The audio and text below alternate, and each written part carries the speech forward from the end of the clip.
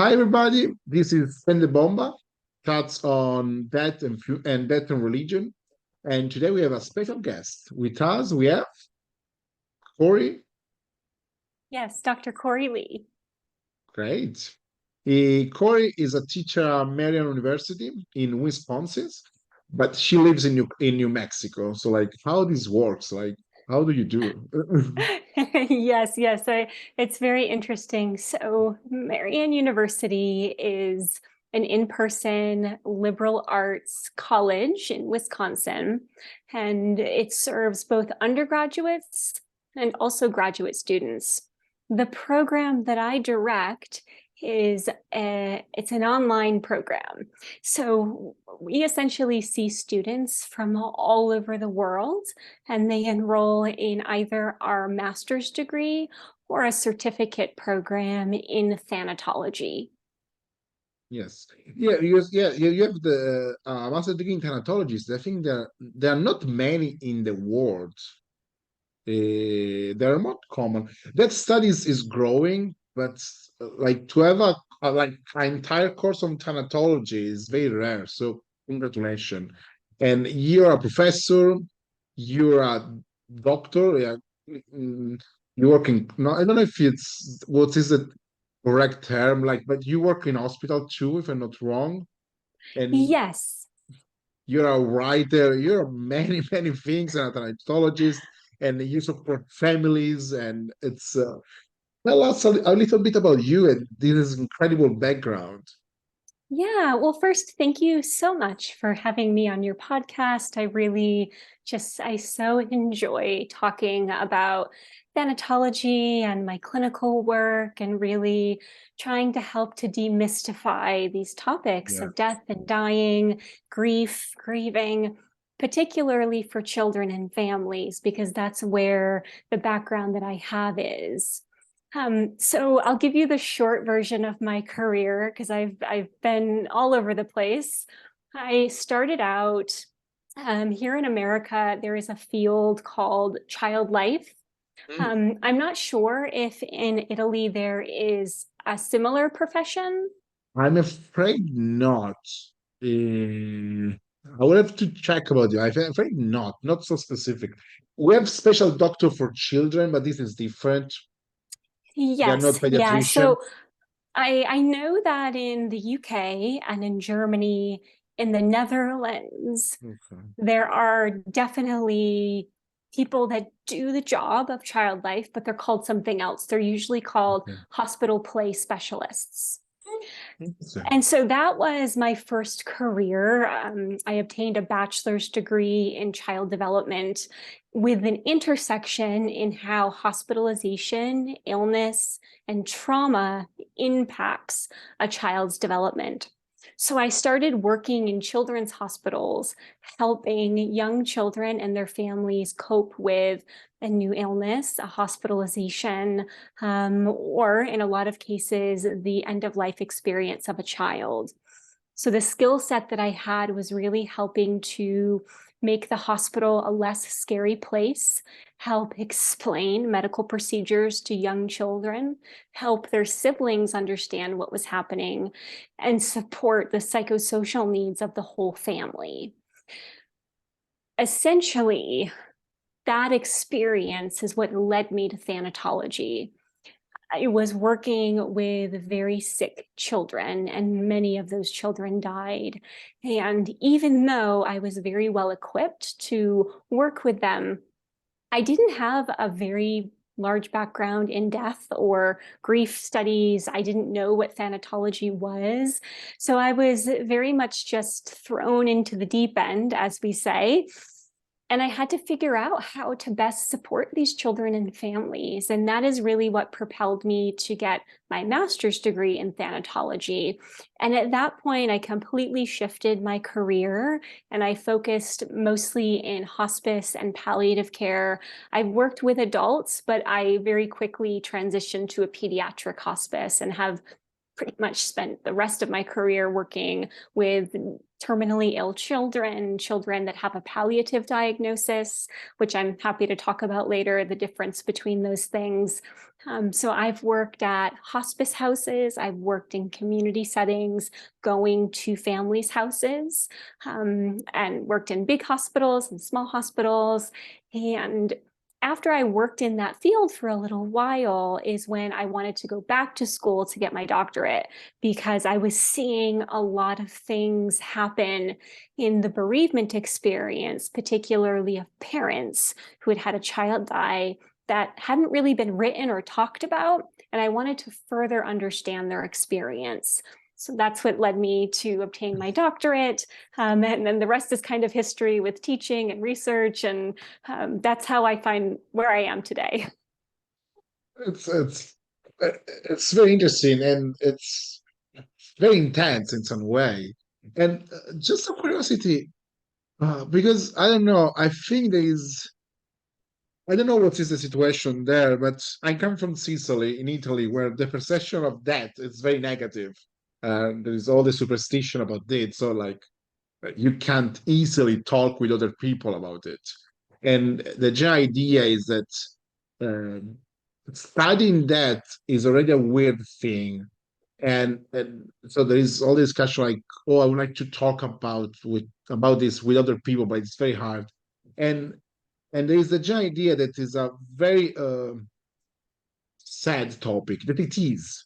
But I don't know if you go to the conference or when you meet other scholars, actually, that study scholar are very like upbeat people, very like, um, I would like to say serene, but happy, and they make jokes and everything.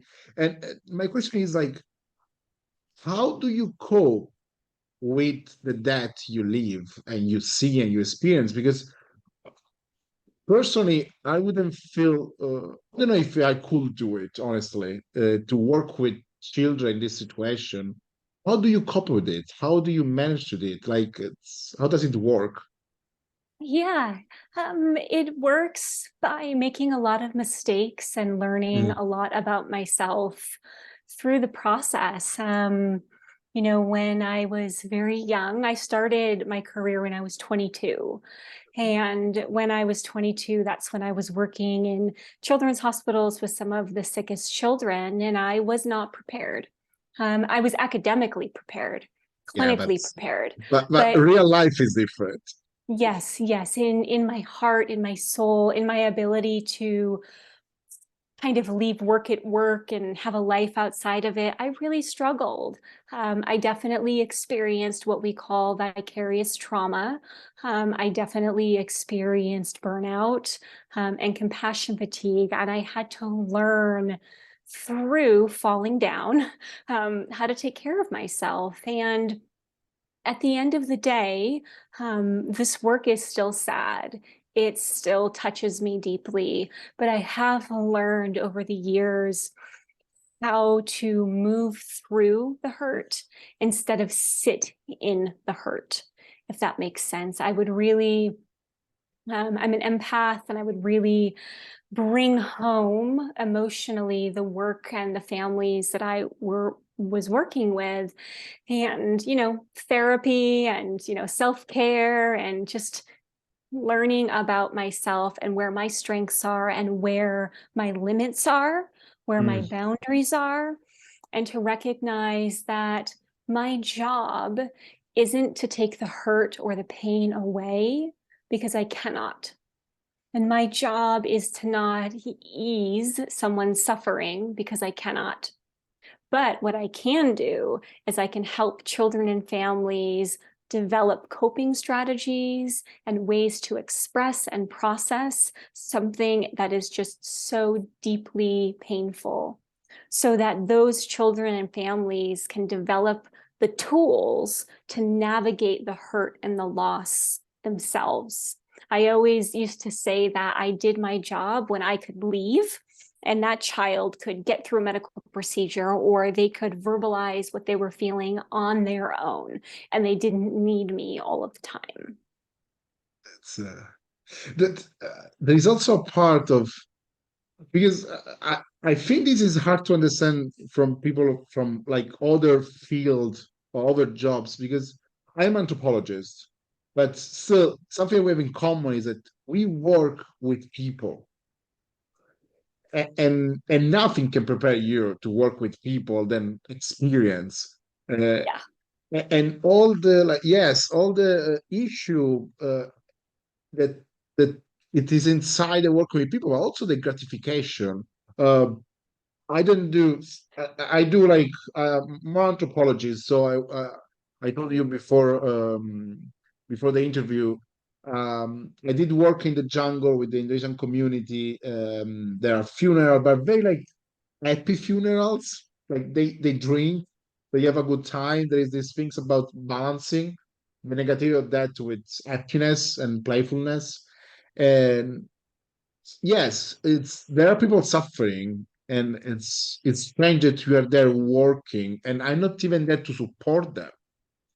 Uh, but then you also help them anyway as anthropologists in some way. You help with the money, with the organization, with the support, and this idea that to be helpful, it's it's a nice feeling at the end. It's I think this is also what also helps you in your work, because for me, like my job as anthropologist will be meaningless if it didn't Mhm. have any impact. So I need to help this indigenous community to fight for their rights. I think for you is the same. The pleasure to work with people is this kind of like I've been helpful to them. Yeah, I think the two words that really stand out is meaning and impact. Absolutely. And I think when you have found a profession or a field that you can integrate both of those, it can, lead to a very long career. Yeah, it's the jackpot. Yeah, it's a pro and cons to work with people. It's very difficult, but also very rewarding. It's very hard to explain to scientists, to mathematicians. I have friends, and it's very hard. Like, look, and then yes, these things about training for anthropologists is the field work. If you don't go on the field, you will never know if you can survive or not. And I think for you was the same. If you don't go in the hospital with the people, now you know if it's your mission or not, if it's your dream or not. Eh, Yes, absolutely. And I feel that's one of the more important aspects of the academic job, the role that I have at Marion in directing and teaching in the thanatology program is we do a really good job of providing a solid academic foundation for thanatology, but we're an applied program.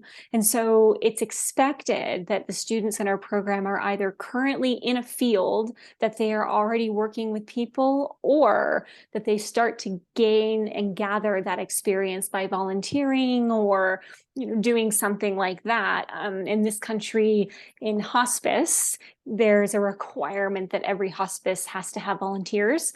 And so that's a very easy way for people to start to gain some exposure and quote unquote, like be in the field, to get a sense of, is this really the right career, the right role for them to have? yeah, because it's important to have the experience, because sometimes we have something in mind, and this I think is also work with that in a negative way. We have an idea that is given by like words, meetings, like movies. That's okay. Can be a scary idea like that. Usually is a scary idea or very cool idea. Yes, I will become anthropologist. So yes, I will go in the hospital and help children. Eh, but you need the reality of this. And it's good that there is some academic program that it forces you like, look, discover as soon as possible. Because I remember when I was a PhD, one of my colleagues, he discovered at the second year of PhD that she didn't like fieldwork. Oh, oh, that hurts my heart. And now what do you do? Uh, Yeah. with that, I think it's the same. Like all the discussion now with that positivity and we should talk about that. We should. It helps because once it's arrived, you're ready. Mm. Mhm. Yeah. Eh, it's I think it's crucial, and this is part of the reason behind this podcast, but also your work, and I think also your amazing book. I don't know if the listener knows, but our guest wrote an amazing book for children. This is very interesting. And what does grief feel like?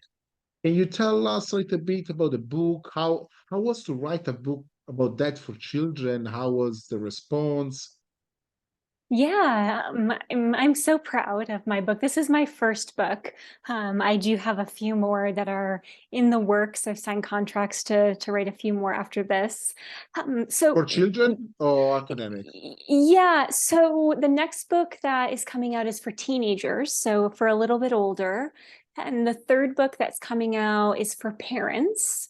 Okay, And I do so have a fourth book that is going back to younger children. So this book that we're currently talking about, it's called What Does Grief Feel Like? And it is published by Free Spirit Publications. And they do have international distribution. I also just learned that if there is a translator in another language that wants to translate it, we can do that. That was one of because it's currently only written in English, but we do have the ability to work with a translator to actually write it in another language. So for your listeners to know, if you are really wanting this book in, Italian or in Spanish or French, just let me know. But this book is the culmination of my clinical experience. It's really the culmination of about 18 years of working directly with children and families. The questions that are in the book, the language of the book is exactly what I say and how I work with children. It's very direct and simple, but very supportive. It's written for younger children. So the age range is about, we say it can go as low as 3, but it really depends on, your 3-year-old, and you get 2 3-year-olds in a room and you know that they're not the same child, right? my son Um, is 3 year old.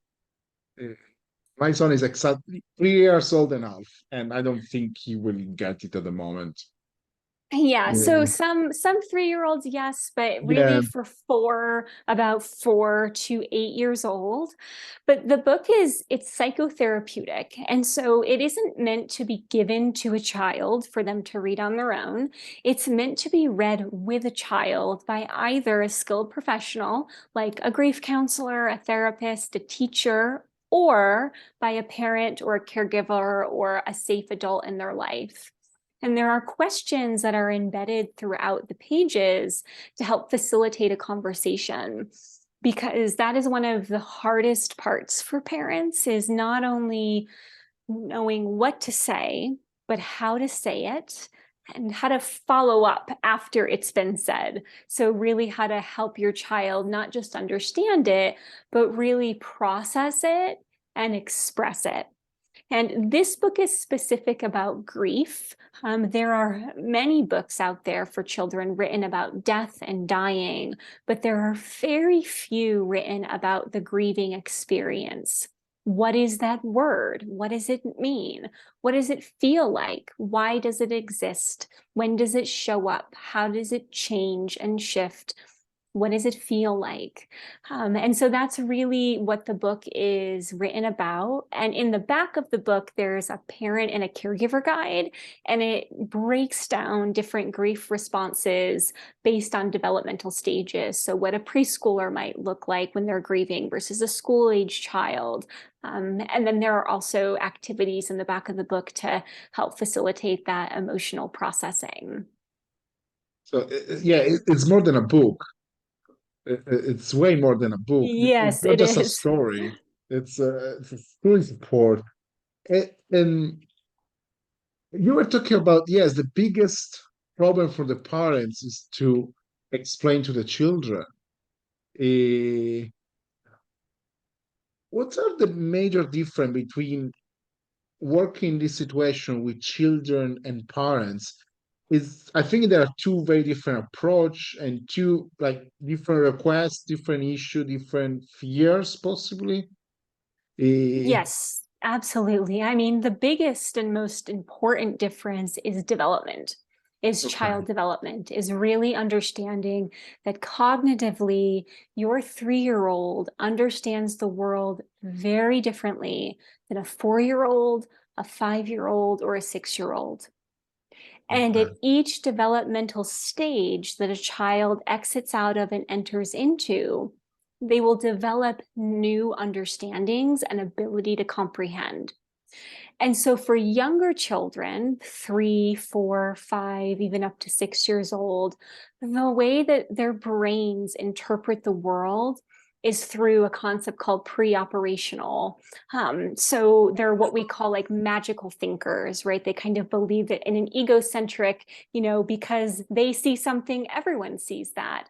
Or because they believe something magical happened, everyone believes that that happened. And it's a really beautiful gift that young children have, but it can also be the primary reason that misconceptions and fears arise. So the language that we use with children is really important. In this book and in the classes I teach and in the clinical work that I engage in, I do my very best to meet families where they're at, to respect their cultural and religious beliefs, and within that, help them understand and learn strategies and words that can help their child understand and not cause confusion. So a big statement that many adults use are things like euphemisms, right? So when we say grandma's gone to heaven or we lost Nana, through the years in the brain of a 3-year-old, lost Nana is understood literally. Well, if we lost her, let's go find her. Why? How could you lose Nana? Where is she? Right? And even with older children, I have told this story a few times on other podcasts I've been on. I was working with an 8-year-old, but cognitively they were a little younger. They were around 6. And he was told that the angels came to take grandma. And after that, he developed panic attacks and a really intense fear. Once I was able to work with him and really calm his body, help his body settle, and I talked with him about what his fear was, he was so scared that the angels were going to come take him too. And so even though for adults, using very concrete words like death and die and dead can have an emotional connotation to it, and we can feel anxious and scared and sad to use those words, we need to. We have to be able to be very simple, direct, honest, but appropriate with children, right? They don't need to know all of the details, but they need to know enough so that they understand what is happening. So that is like one of the biggest differences with talking about grief and death with children versus adults.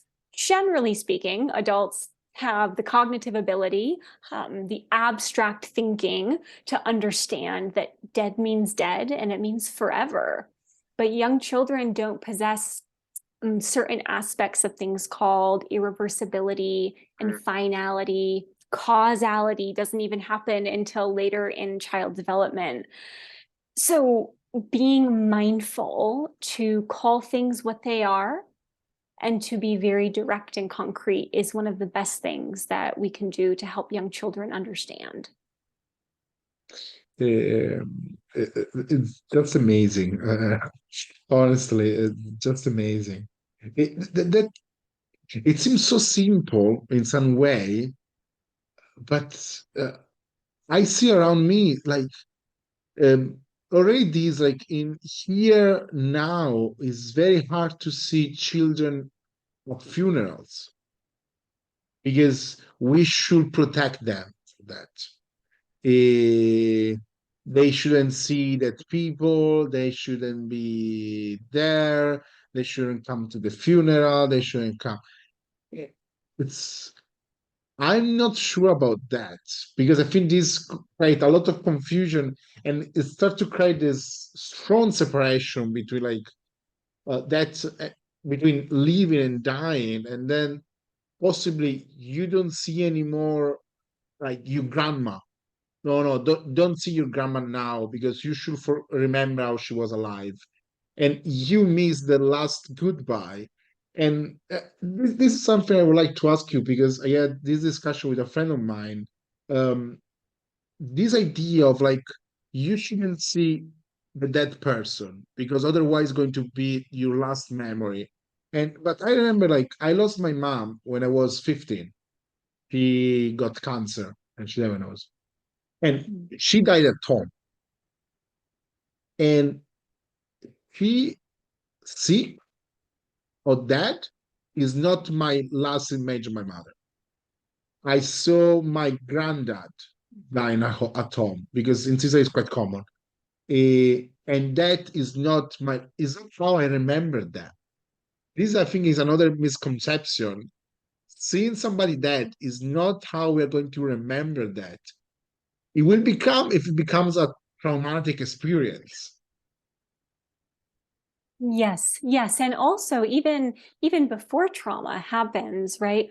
Memories are distinctly tied to emotion, right? And so in my training in child development and in child life, I operate from a stance that children are capable of being prepared for life experiences, including death and loss and really potentially scary things that can happen when they are prepared using appropriate information, using play, creating a plan to help them know what to expect.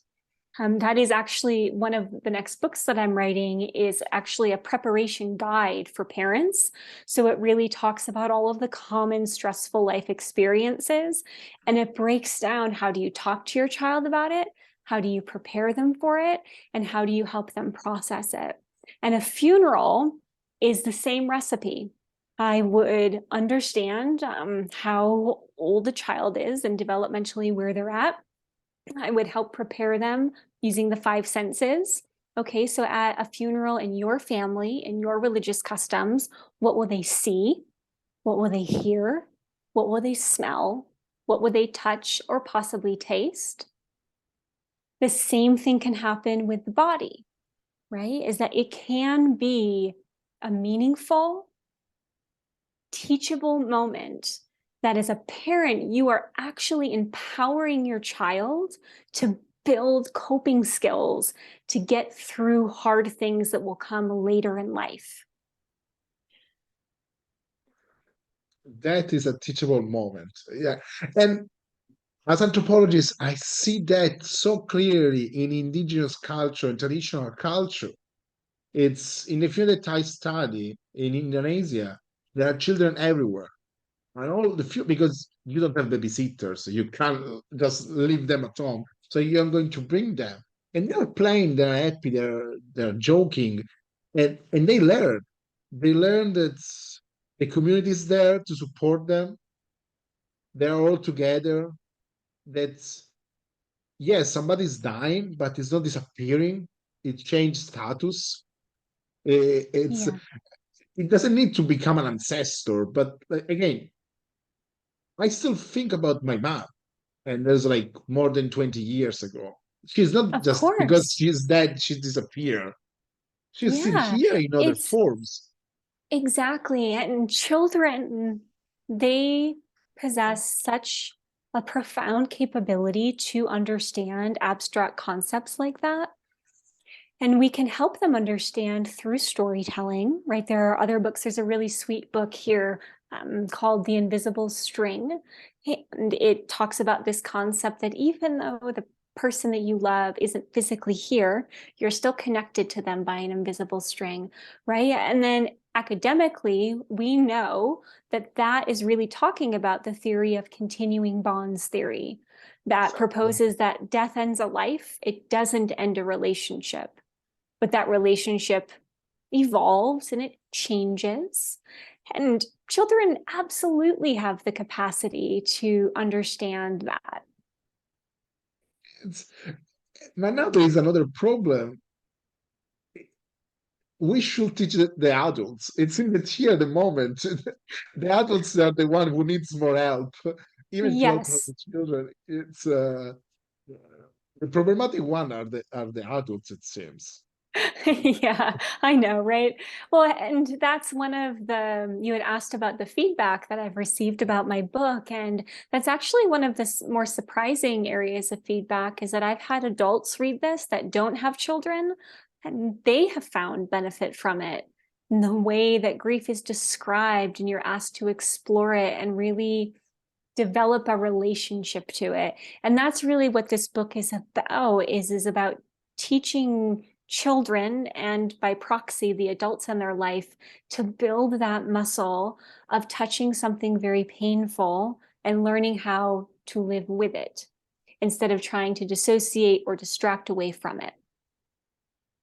Something that I like it when I read the books is things about grief is not just the loss of a person, but many other losses, sometimes smaller, sometimes bigger, but it's it's there.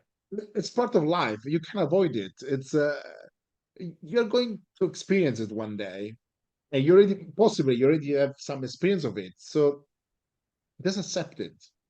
That it doesn't Yeah. mean like yes, I'm suffering, I'm happy, but it means like okay, it's here, it will go away. It's not forever in some way.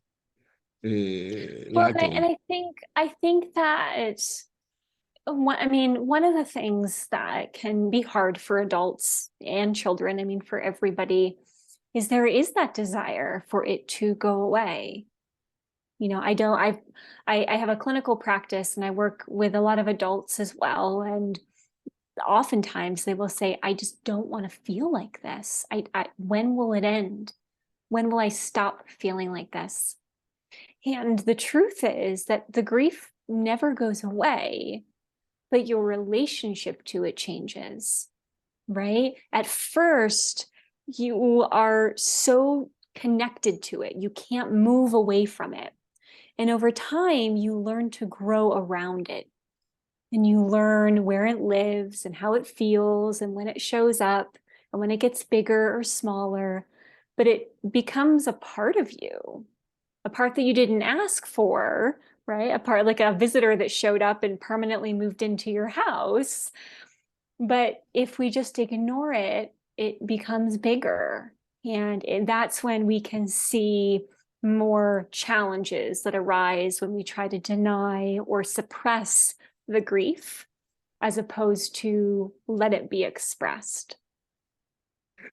and before you say about that is a teachable moment, I think pain is a teachable thing. Like if we don't learn from pain, it's just pain. It's just meaningless pain that is terrible.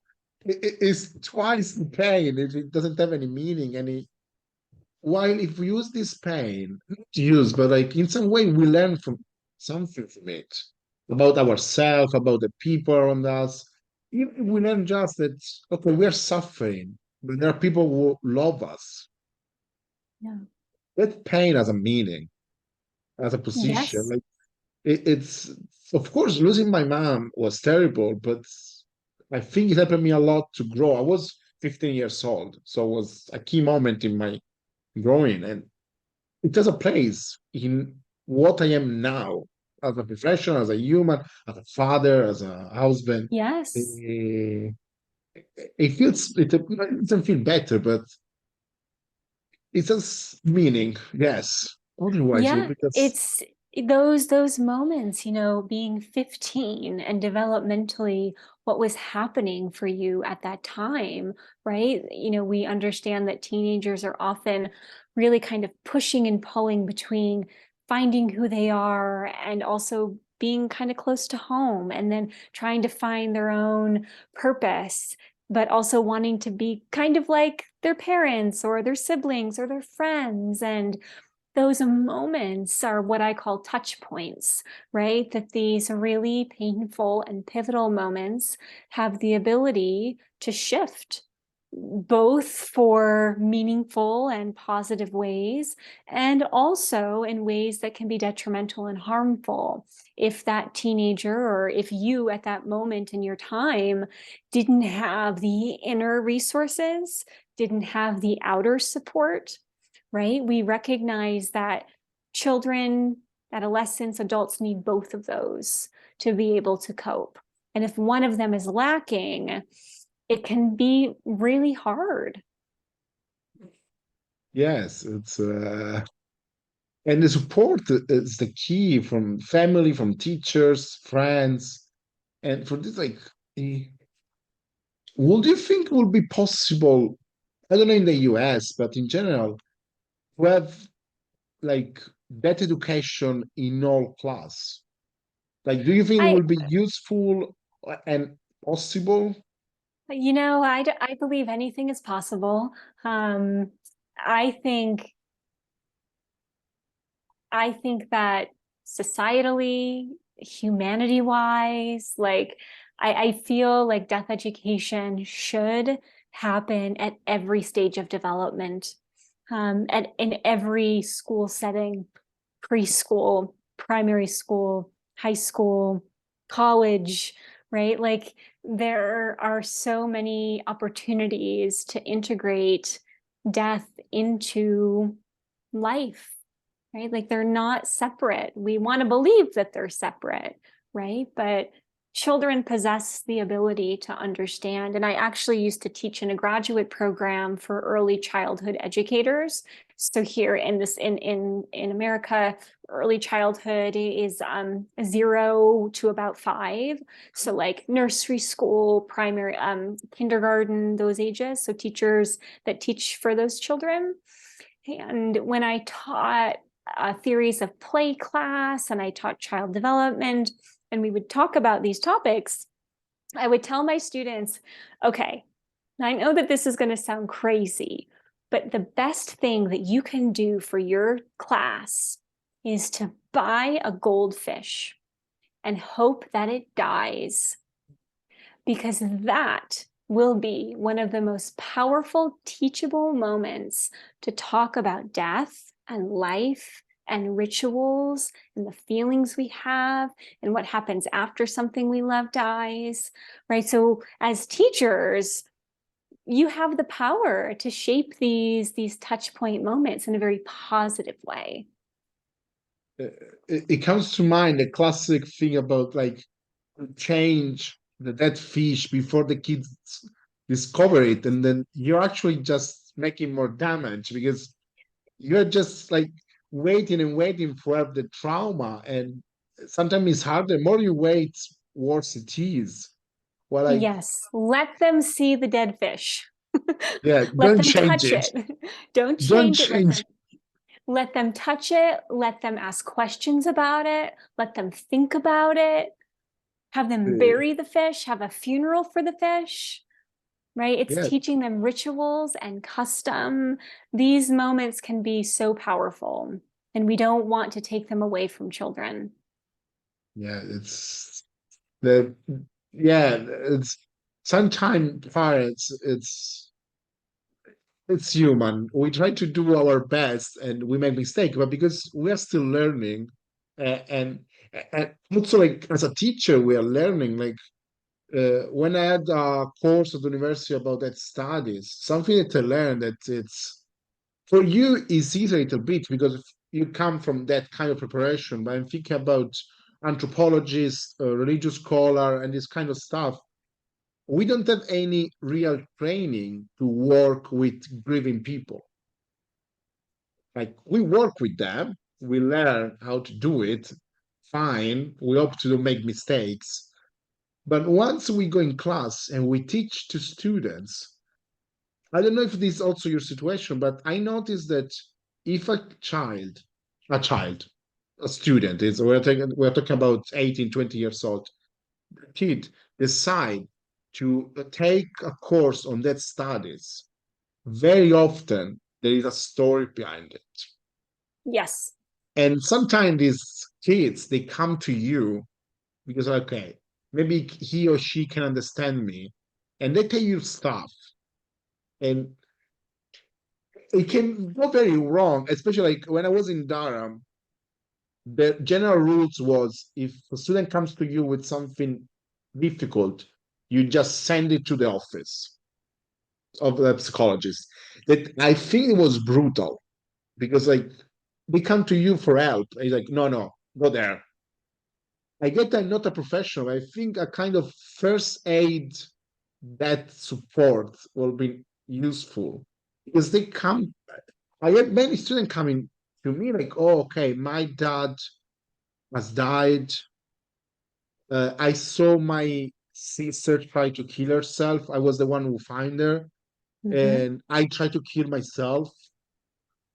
Uh, uh, It's hard. Like I think I did a distinct job, but I don't think I'm the only one who had similar experience. What is your experience doing an entire course on thanatologies? Do you have similar situation when a student comes to you for help?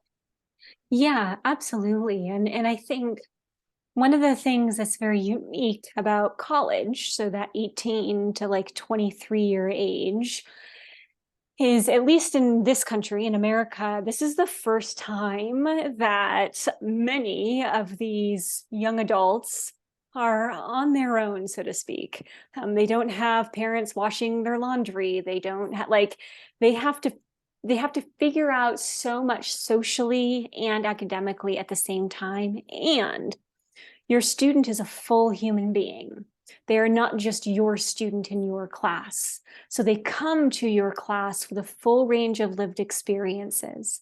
And so if the student is electing to take a class in grief, bereavement, death, and dying, they are seeking a space to probably understand their lived experience. And so pedagogically, how I teach is based in an inquiry-based reflective model. So every class that I teach, I integrate reflection papers so that they can have a space to reflect about it. I might not say anything about it other than it seems like this has been a really helpful space for you to process. If a student were to confide in me that they were going to hurt themselves or hurt another person, absolutely. I would have to then get, the counseling services involved. But students are going to come to us with trauma. To be human is to inherently experience trauma. Big T, little t, it's going to happen. And for a lot of these students, they have never had the space to talk about these taboo topics and not be subjugated to, a suicide assessment or, oh gosh, like they're thinking about death, they must be suicidal. Like, no, right? They've just never had the space to understand what they just went through. And so in the courses that I taught at undergrad, every week they would have a reflection journal, but they would also be learning theory. So in the week that we talk about continuing bonds theory or meaning making, oftentimes students would say, this is the first time that I really understood what was happening to me. After my brother died, I would talk to him, but I wouldn't tell anybody because I didn't want people to think I was crazy, right? Well, that's connected to a theory that's backed by research, and people study this, and it's normal and it's adaptive. And so students can really learn not just about themselves, but they can contextualize that with theory, which I found to be very, very helpful and meaningful for those students. It sounds honestly incredible, incredible. It's because yes, I had this experience in Durham when I was a PhD. I did some modules. I was a TA in this, and my issue was in UK there is this constant fear to upset the students. It's not just upsetting, like to make like comfortable. Like They don't like that. Don't push them outside their comfort zone. So they are very careful, and sometimes I think too careful. And I think the students are way stronger than we think. And I remember every year, every 2 years, because it was every 2 years, we have to organize the lecture about suicide. And that lecture was just numbers.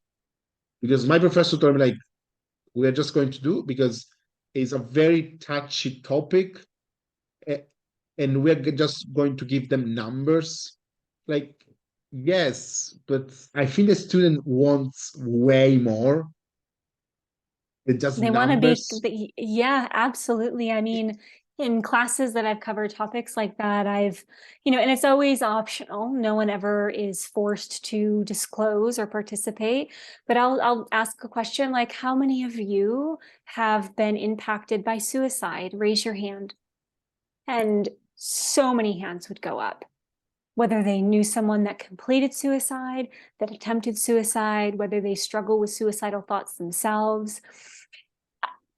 Studying something like thanatology, which is an inherently taboo topic, I feel like there's an ethical obligation to be able to hold space for taboo topics, right? And again, it goes back to, I'm not there to fix it. I'm not there to make people feel comfortable about it, but I am there to help people shine a light on something that they are living and they are experiencing. It's an immense opportunity. It's a man's duty too. Also, like, uh, I live in Italy for 20, almost 30 years, more or less, no less. And one story of suicide. I live in UK for 5 years. A lot of story about suicide. Once I lost a flight for a suicide. Students. Once I stopped a girl from killing herself on the street because I was in Newcastle. There's a bridge when people jump for it. And twice I met two different persons, two girls. And the second one, I stopped it by myself. So it was like, this is so common. Yeah. And when we have a lecture about this, what we do is just giving numbers. It's our students are suffering, and I was so upset about that. Because, yeah, I believe we have a duty. Again, I am an anthropologist. I'm not a psychologist. I don't pretend to do, but just give a safe space. I think Yes, we can do that. We can do that. absolutely. And here's the thing, like death education, it isn't just for any one profession, right? That's what makes thanatology really special. It's inherently interdisciplinary, right? Give me a profession and I can find a way to connect thanatology to it in some way, shape, or form, right? So we all have a duty to, within our own space, make space for these conversations, right? I mean, that's one of the great things I love about the Death Cafe movement Mm. is anyone can hold the Death Cafe. No one is privy to talking about like everyone can talk about death. You don't need to have a degree to talk about it.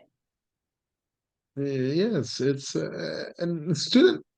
I think students have this need for a safe space, especially with, I would like to say, adults, but like with people that are considered more like inside the system. So, like, look, this person is listening to me.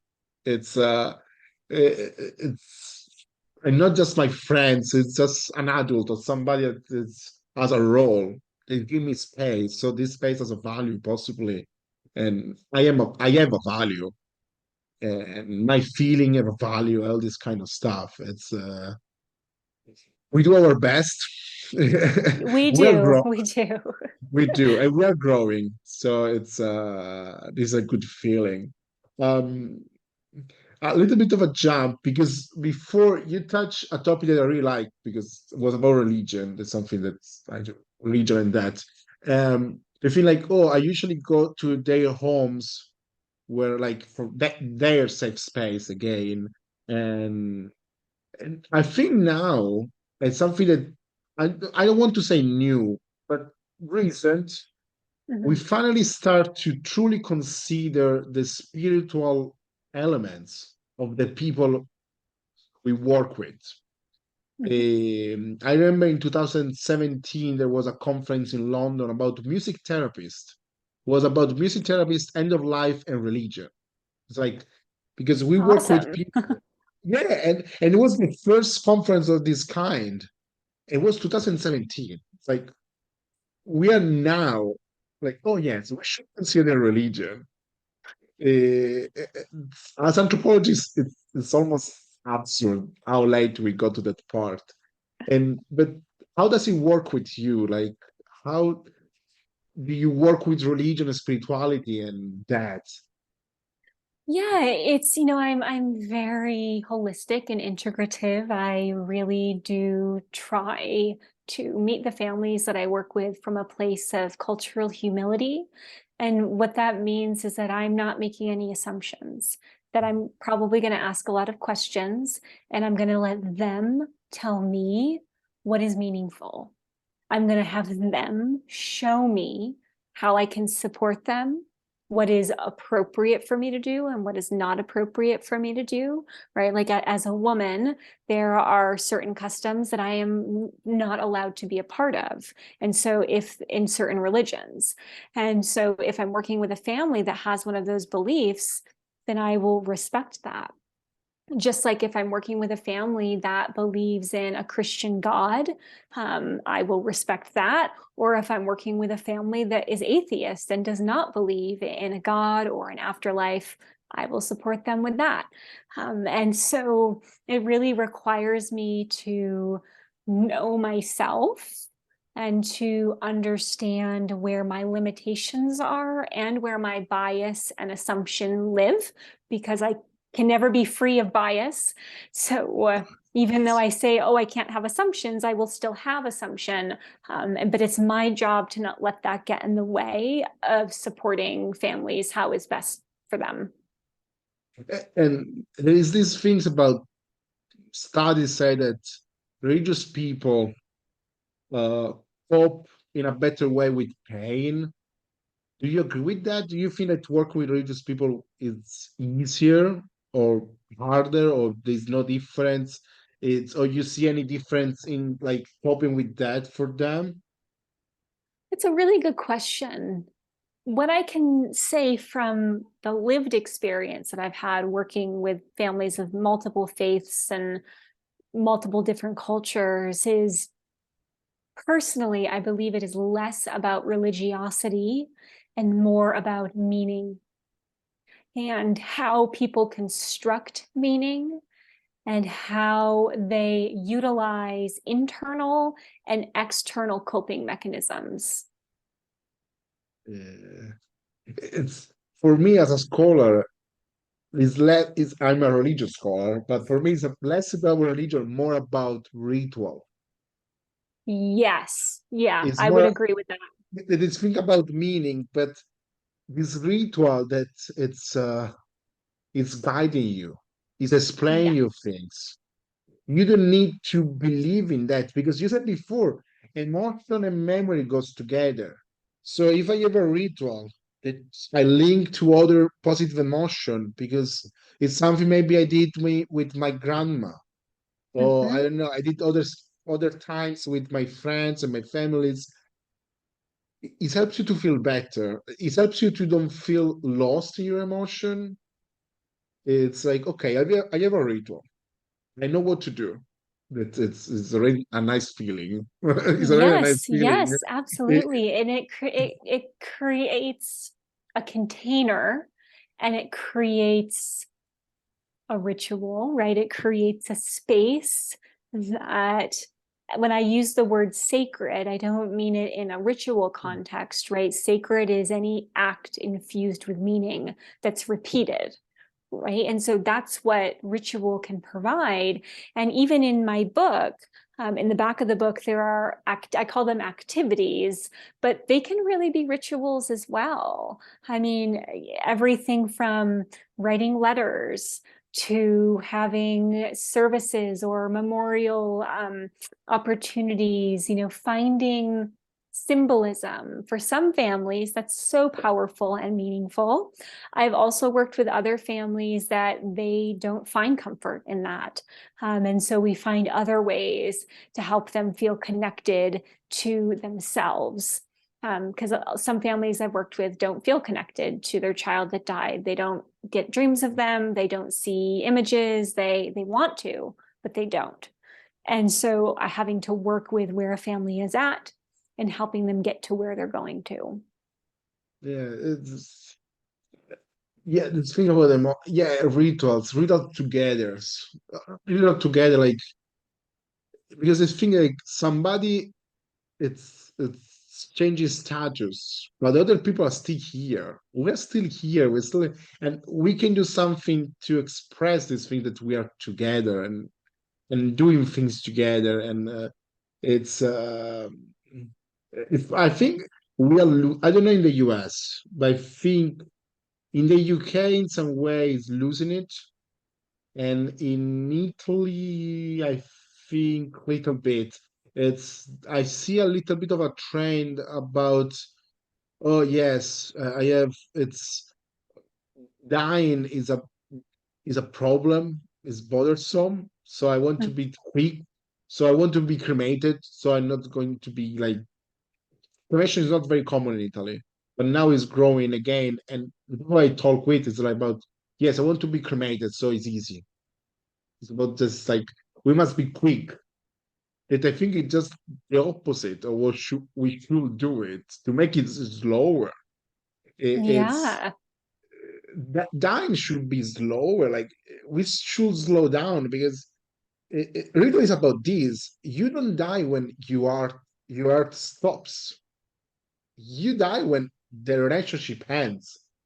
If you can make the relationship last forever. Mm-hmm. So ritual helps you in these. Like I do a mass every 30 days after 3 years, and relationship. Like again, continuing bonds and rituals. Yeah, yes, absolutely. And I think, on the one hand, I would agree that in America, cremation is by far what people do with the deceased body. However, there are a lot of different reasons why. In younger generations, and so like in millennials and Generation Z, it's because of the environmental impact that there is no space, there is no land. We don't recycle our cemeteries like they do in the Netherlands, right? When people are buried, they're usually embalmed. And so there's a lot of chemicals, right? Everything is preserved. And so for younger generations, we're more concerned with what is the impact that my body will have on the environment. And so we're seeing more eco-conscious concepts. So there's a company here called Recompose, which Mm. essentially takes a deceased body and through ritual, so there's like an actual container, so it kind of looks like a casket, but the body is wrapped in a shroud and the family members can wrap the shroud around the body. Organic materials can be placed like flowers and even food, things that the person really loved. And then the body is placed into a container and it naturally decomposes into soil that the family can then use to plant a garden. There's another company here where I live in New Mexico that's called parting stone. And so what they will do is they will take cremated remains and through a very complicated scientific process that I don't understand, those remains are then turned into stones that are like, they're like polished, smooth stones. Because what happens to the environment when you scatter ashes is that the pH of the soil and the water Yes. will be changed. Yeah. So that's one of the reasons why people are not scattering ashes anymore. But if you do something like parting stone, and it depends on how large the body is, for babies and children, it can be maybe a few stones. And for adults, it can be up to 30, 40, or 50 stones. And you can place a stone instead of scattering ashes, and there is no pH disruption to the environment of that stone. Yes, the ceramic cremation changed in a lot of countries. In Italy, it's very peculiar because the Vatican wasn't particularly like fan of it. But it was slightly common. But then after the Second War uh, decreased a lot, and now it's growing again, especially in the north of Italy. And yes, this thing about the ashes, not many people know about this, but yes, they are not great things for No. the grass and the land. But I know there are scientists working on it to make the ashes like to help the plants Mhm. instead of killing it. In Washington, you can become compost. It's all this green eco funeral in Italy. It's like light years away. We are very far from that, honestly. Um, we're a very traditional country. The president of the Vatican is very strong. It's very different from the US. And Italian funeral laws are extremely strict. You can do almost nothing with the body. You have two choices: bury it, but we don't embalm them. Every 10 years, we clean the graves. And this is the issue with the Muslim community, with the Hebrew community, Mhm. and or cremation. But cremation, there are a lot of laws about it. So, like, you can divide the ashes. The ashes must always be all together, Oh, always together. You can do anything with them. You can scatter them, but only in a few specific places. The regulations are incredible in Italy about all this kind of stuff. So when we talk about new tradition or new ways of like eco-friendly, in Italy, it's super complicated. Uh, wow. Yeah, I had no idea. yes, my dream is the vinyl because I know there is some company that can transform your ashes into a vinyl and you can choose your song. That That's is so my, cool. yes, it's super cool. That is my plan if I manage to do. But I don't think I can do it in Italy. No, funeral regulation in Italy are incredible strict, super strict, and they tell you it is for ecological reason. We have so many controls on crematoria and all this kind of stuff. But if we talk about real green option, will be a nightmare to do it. To Hmm. become a tree, almost impossible at the No moment. way. Wow. Wow. Yeah, it's different country, different situation. But this is shapes. New generation in the US, they try to have a different relationship with that. Also, this like to be to have like a green approach is already a step forward. So you just have to plan it. It's very important. And in Italy, plan it in advance, especially in the south, will be so strange.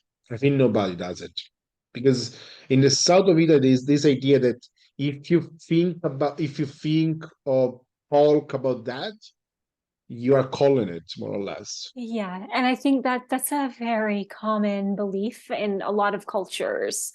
And it was and continues to be a barrier, a challenge in my work, particularly in the work of children that have a terminal illness.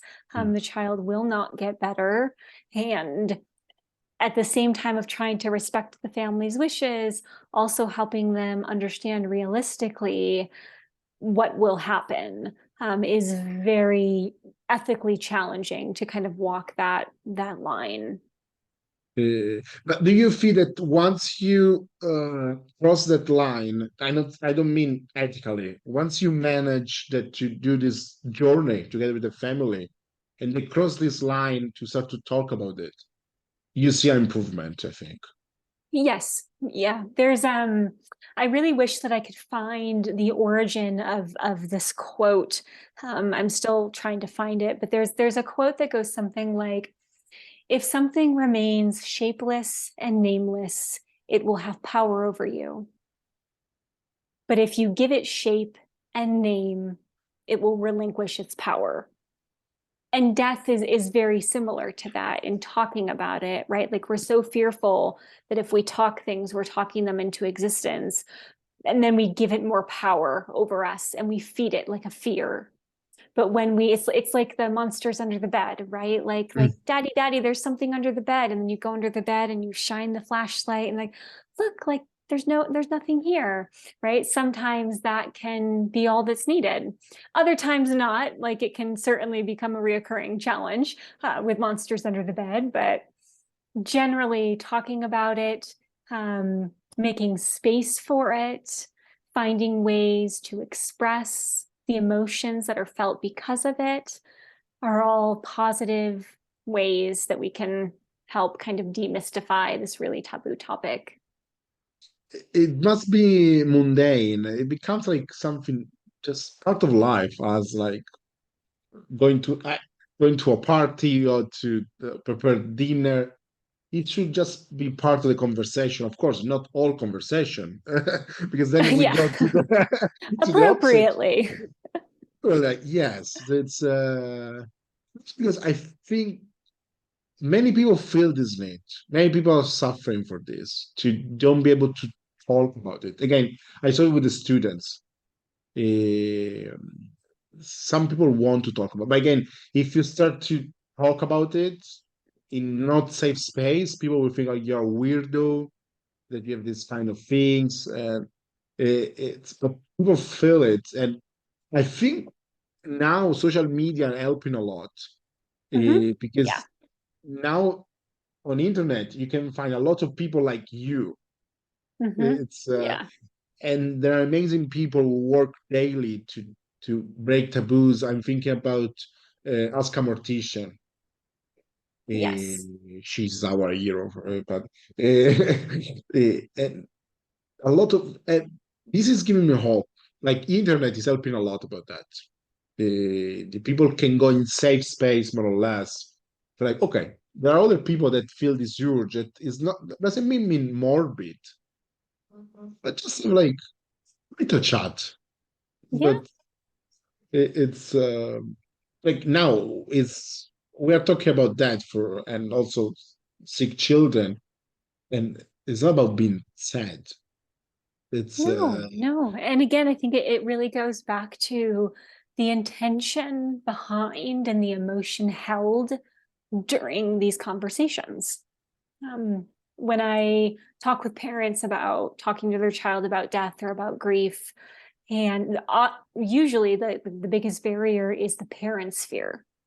And sometimes in certain situations, I am the person to have the conversation, and other times the parent is the right person to have the conversation with the child.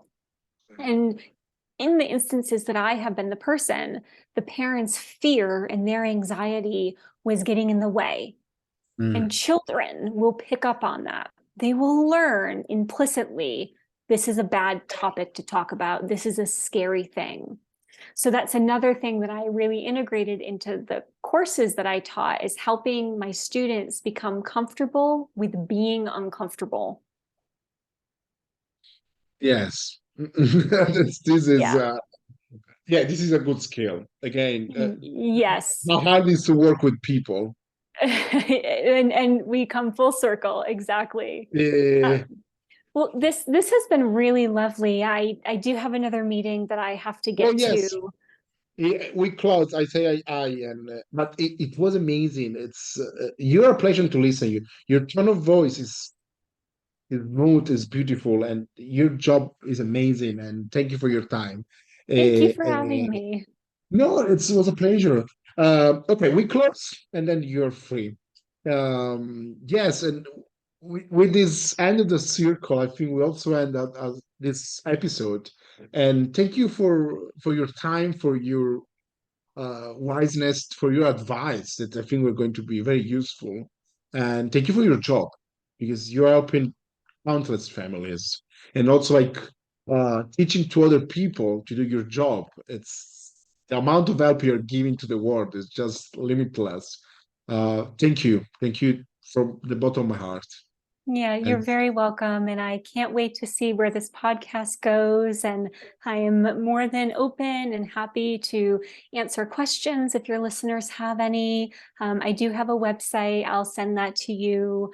And then my book is available internationally. You can purchase it. You can also go right through the publisher. Happy to present or talk at other engagements. So I really appreciate the opportunity to talk with you today. thank you. And we are looking for translators. This is Yes, important. This is yes. important. Thank you so much, and have a nice day.